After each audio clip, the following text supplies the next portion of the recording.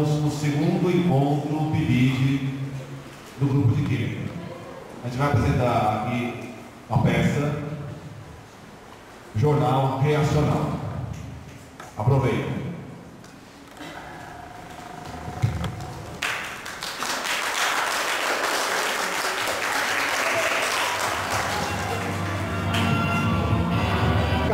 Coordenação e aperfeiçoamento de pessoas de nível superior, Centro Universitário de Fundação Santo André, há 50 anos no caminho certo para o sucesso. Oferece o Jornal Reacional. Vendedores de Acarajé, na Bahia, abrem boca apenas com bala 7 Belo. Fogos de artifício, fim de ano. Entenda como funciona a coloração dos fogos de artifício.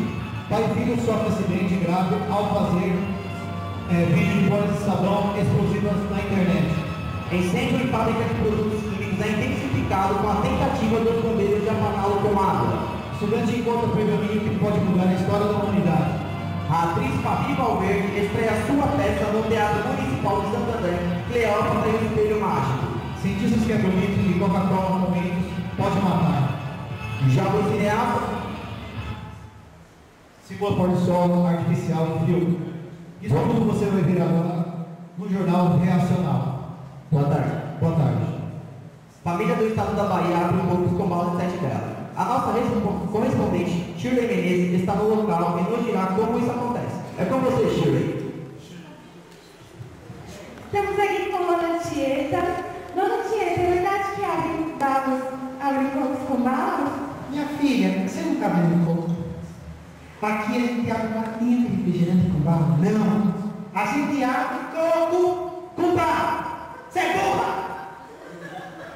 Mas como seria essa técnica? Você quer que eu lhe mostre depois de tudo que eu falei?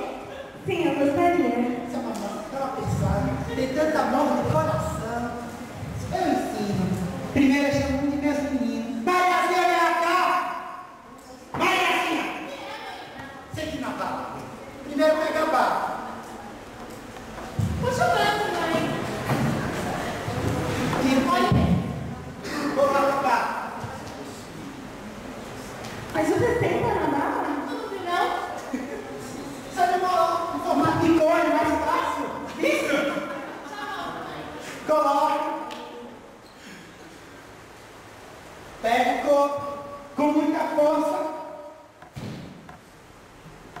Tiro. E tá aqui, coco furado.